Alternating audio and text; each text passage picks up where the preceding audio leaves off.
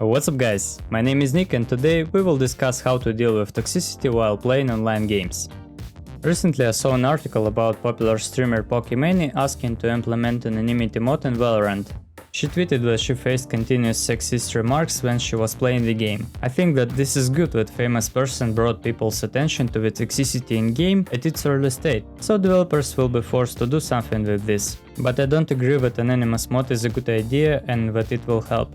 In this video we will discuss the reasons of such behavior, why there's no any excuse for it, how developers can deal with it, and how we ourselves should act to change current state of things.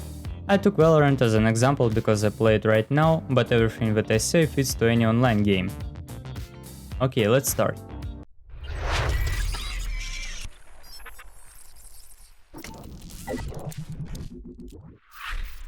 Usually when people face toxicity, sexism and this kind of behavior, they get upset and feel bad.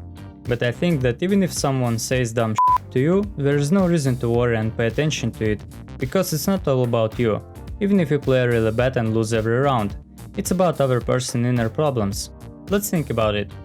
Will anybody who don't have mad things happening in his or her life scream in microphone or say wild crap to strangers? These people in most cases definitely have big problems in real life and they try to use you as some kind of virtual punching bag to relieve their stress.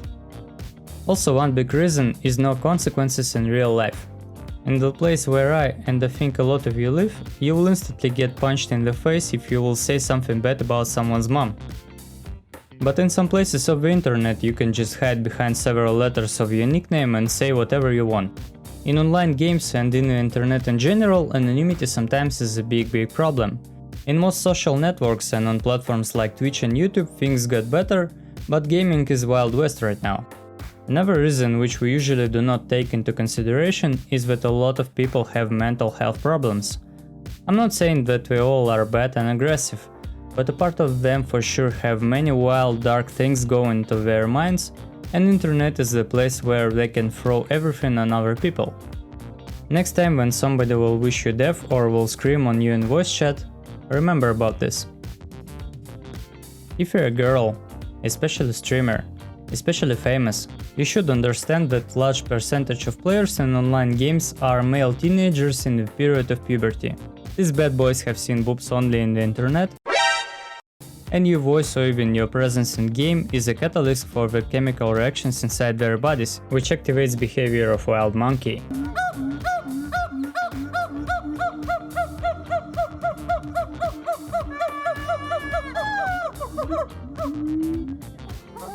The second example of primitive behavior is when your opponent starts typing something offensive in chat after killing you or winning the match. For him, it is not the game, but the act of domination and achieving supremacy. Don't take it seriously. And the main reason, most people are just stupid as hell. They don't think about others and have no respect to their feelings. They think that it is okay to humiliate new players who don't have good aim or say stupid jokes to girls. I always wonder how dumb should you be to think that flaming on your teammate will help him to play better. Okay, let's talk about the excuses for such behavior and why these excuses are not legit. Some people say, oh, it's just kids who play games, what you want for them? But I think that being a kid is not an excuse. Kids right now, before they become adults, live not in the real world, but in the world which their parents created around them. They think that they can do and tell whatever they want and get away with everything. I saw several times kids slapping their mother faces at the restaurants without getting any punishment for it. They can act like that with their family, with teachers in school, with people at the internet, but in real life sooner or later they will be f***ed up. The second common excuse for toxicity is bad performance of one player at a team. But come on, you're not a pro and you're not on tournament playing for money. If you would be serious about your gaming, you would find consistent team instead of playing with randoms, so shut up. Also, you don't know which hardware your teammate uses. Maybe he's running the game on notebook with $3 mouse without mousepad and 60Hz monitor, but you expecting from him world-class gameplay in public or low-rank match. Sounds funny. I think that the majority of people are players like me, who play 2 or 3 hours a day, sometimes even not every day, and we want to have fun and don't want to listen bullshit after losing. Someone can say, I'm not toxic, I'm passionate and emotional. So if you are passionate, go train, watch your VODs, correct your gameplay, do your best to become better. If you are screaming on somebody in voice chat, you are not passionate, you're just an idiot. And my favorite excuse, it is just internet. People still consider internet as something that is not serious. But nowadays, it is already inseparable to reality. They think that when you are online, you can say and do whatever you want, but it's not the real state of things.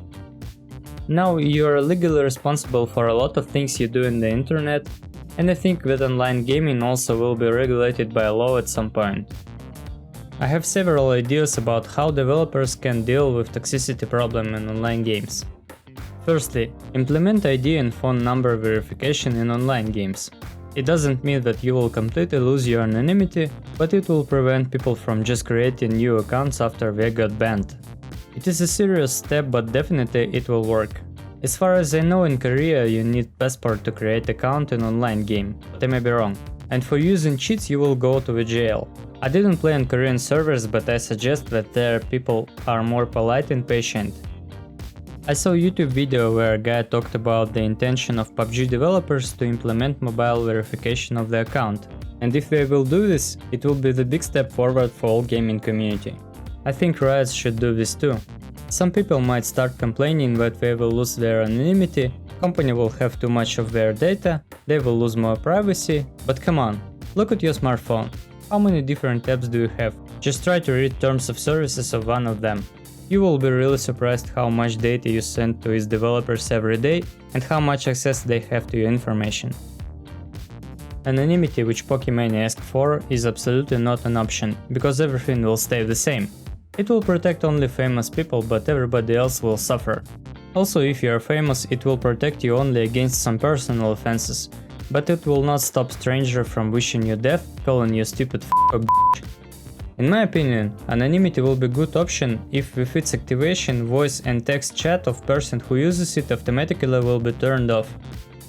According to kids, I think that together with serious account verification, devs should make something with age restrictions. It is stupid to forbid 15-year-old play online shooters, but it's not okay when 7-year-old kid who don't even have brain yet has the ability to play complicated tactical shooter. I think that two age restrictions should exist.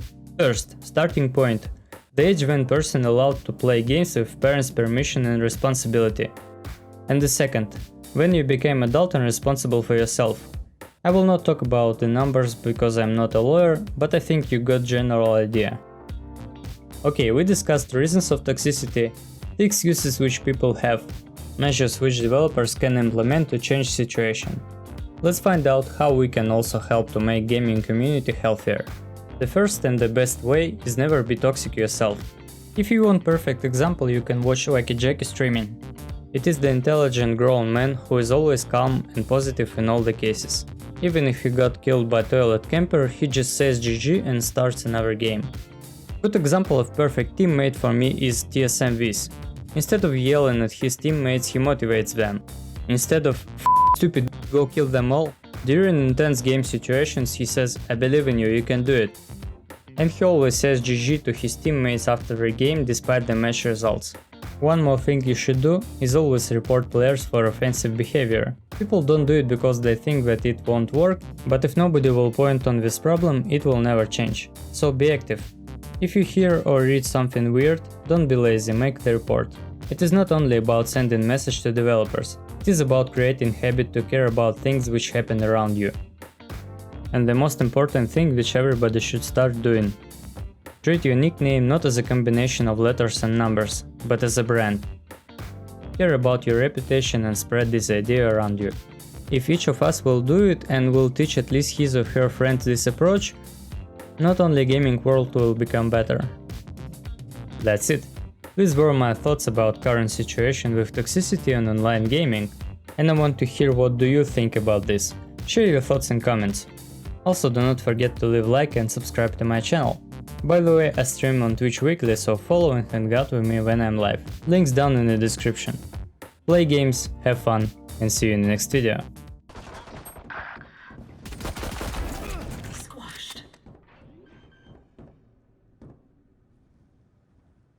Spike planted. One enemy remaining.